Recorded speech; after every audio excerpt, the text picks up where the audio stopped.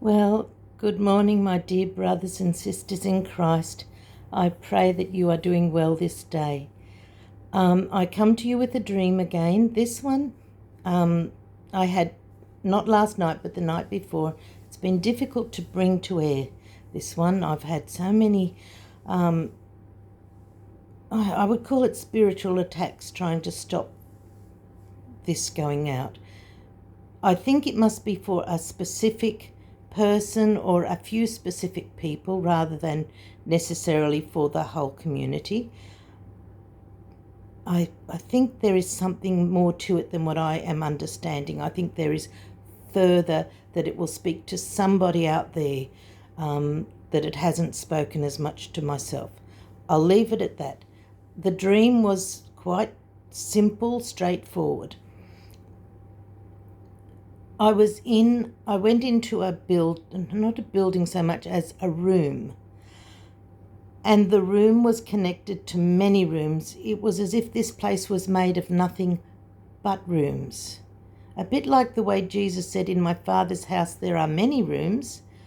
In this world there are many rooms. It wasn't the heavenly space. And when I went into the first room, there's no living amenities. There's no seats, beds, anything. It's just like a great big open auditorium with entry and exit doors, and each exit door went to another room, almost identical from one to another to another. So what happens is I enter into the room, and there are all of these people just milling around, talking, being quite friendly with one another, getting along quite nicely together. When I enter in, I look around. There's a few nods my way and hellos, but mostly people stayed away from me and didn't include me. But then I noticed they're inside the room, not attached to any walls, not attached to the ceiling, the floor. There was just a door. A door separate was in the room. And I looked at it and I was amazed by it. And then I thought, I need to get people to go into the door, to go through the door. So I started talking to people and telling them about the door and that it's important that they go through the door, that they need to enter this door. Some were slightly amused and considered but wandered off, but most were antagonistic, to the point that there were people that actually started to accuse me of being sinister, of being evil and being their enemy, and warning people, do not go near that door. And they chased me out of that room. I went to the next room and the next room. But every room I went to, there again was the door. Even though it was still in the first room, it was also in the second, also in the third. And in every room, the same door was in every room. It wasn't a multiple of doors. It was the same door. And I'm trying to give the message to all to go through. In the end, I went through all of the rooms and was rejected in every room, and I woke up. When I woke up, I remembered Jesus saying, "I am the door." And Jesus is the door. And he was in every room. Jesus is the door. Yes, that's it. Jesus. That was Jesus. He is the door. And it also reminded me of my very first major video where I said to you of the dream of I was being chased by wicked, evil people, and I was trying to find an exit. There was none, and suddenly a door came in front of me, and on that door was presented the words, "Time for rapture, prepare the bride." And I woke at that point. I was safe. But that was it. It is time for rapture, prepare the bride. The door was presented to me. And here is the door now being presented throughout the world. What I understand of it is That Jesus is telling us that that same door that I saw, that same invitation, that same warning,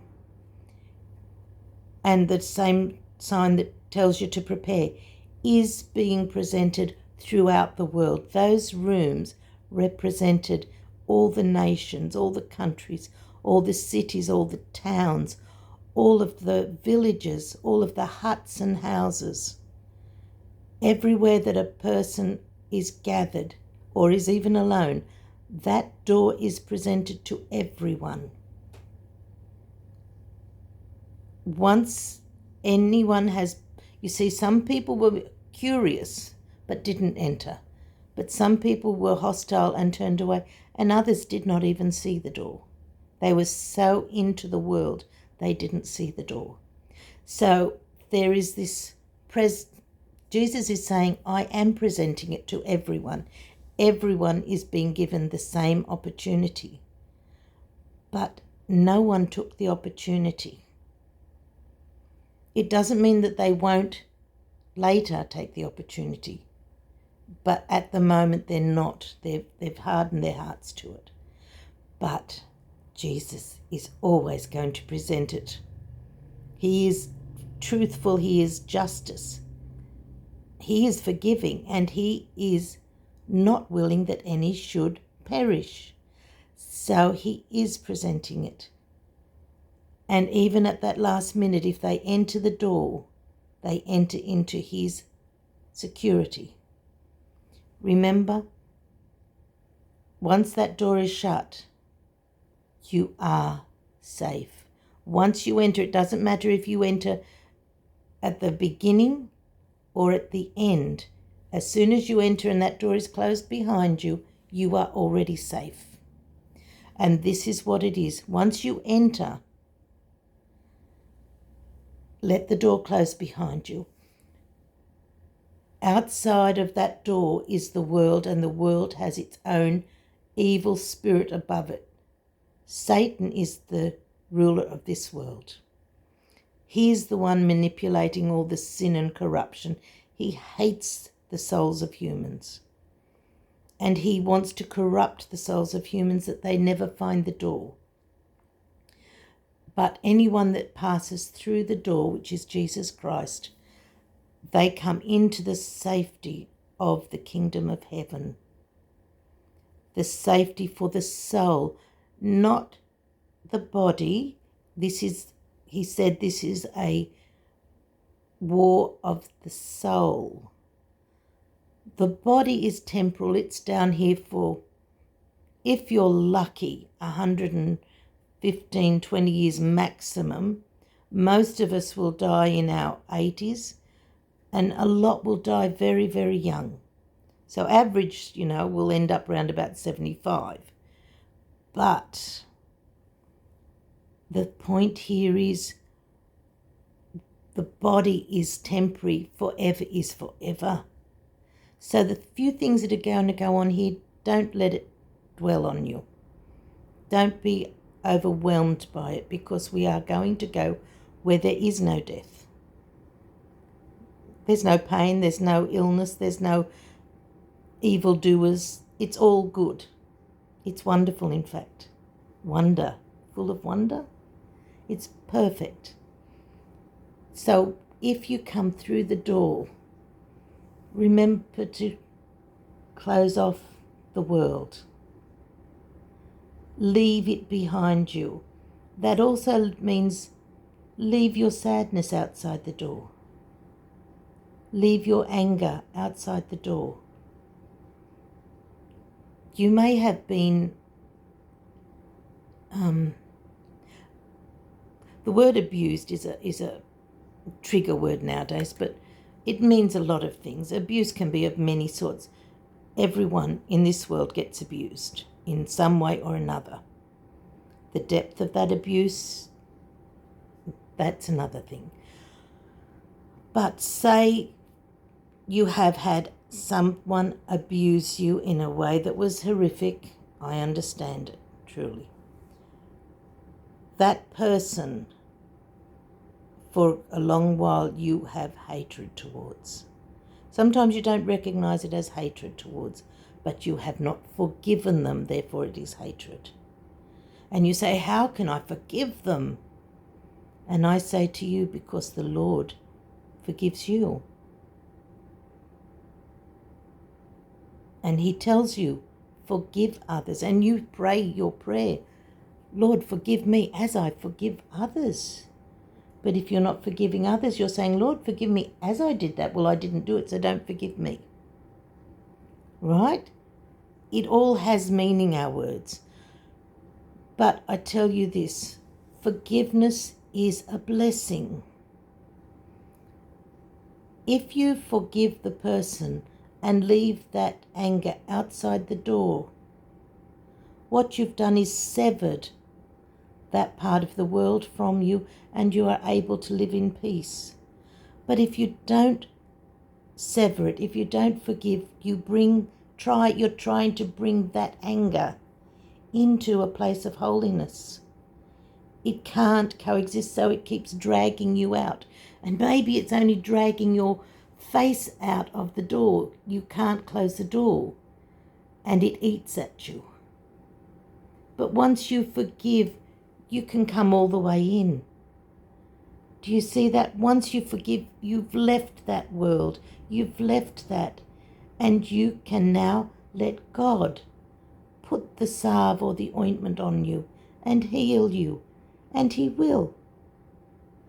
But if you won't let go, the door doesn't close. You're not safely in.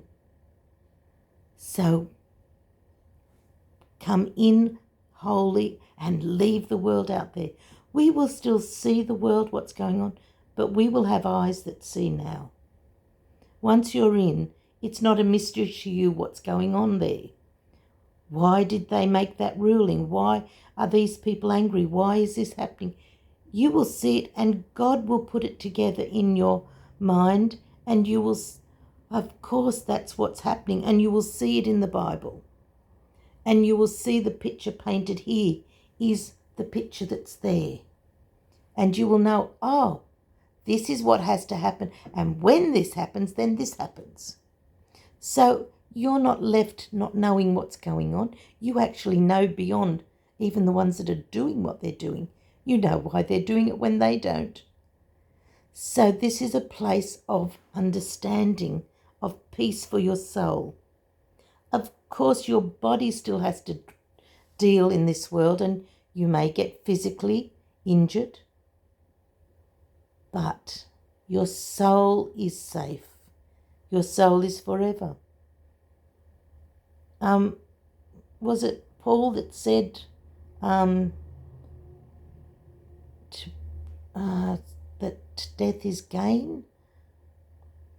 So don't worry about life here. Life's a blessing, but death is gain, right? Don't worry about death.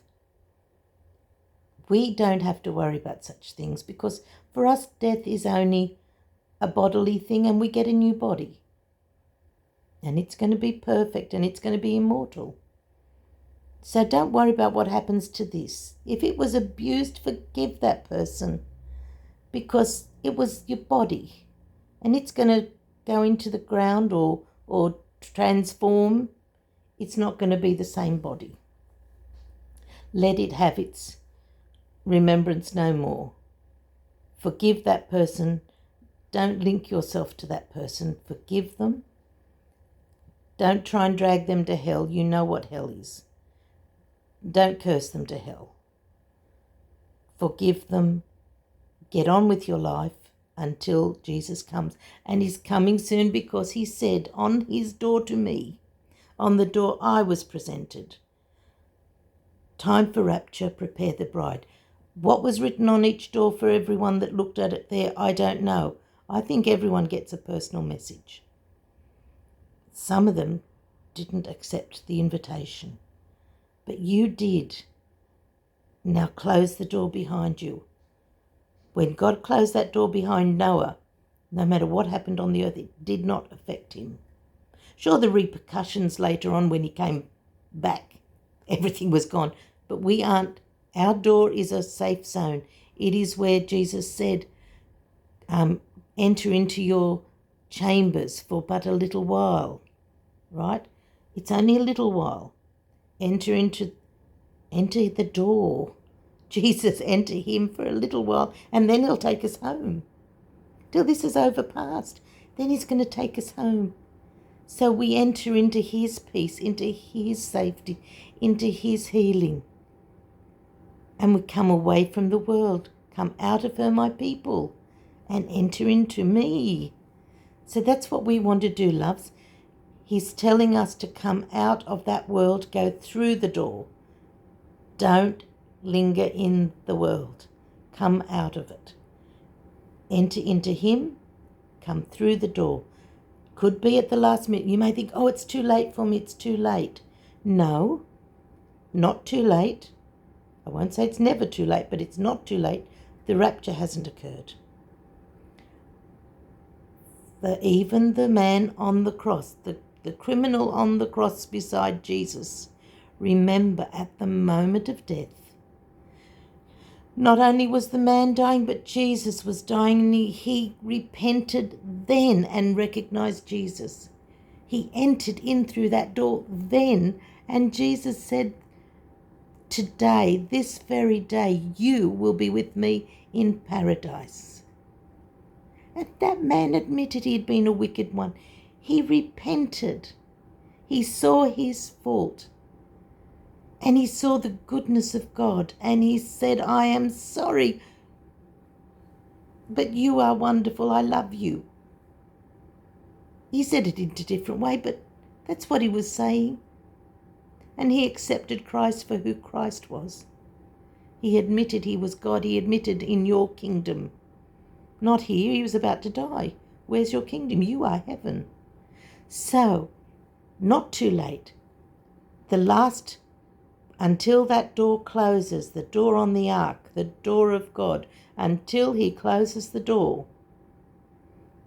you can enter in. And your family can enter in. You may think they're lost, but that he is putting the door in front of them too. So he's telling us, even they, he is putting the door everywhere. He doesn't want anyone to perish. So keep your hearts up. Keep yourself in the door. Don't go in and out. Keep yourself in the door. Close off all of the past, and you will find peace. I'm going to leave it at that, my darlings, otherwise I'll never get this out. I love you. God loves you, and he is coming very, very soon. And I pray this was for somebody. I pray there was a message here for someone that I didn't understand, but you do. God bless you all, my brothers and sisters. I want to see you very, very soon. God bless you.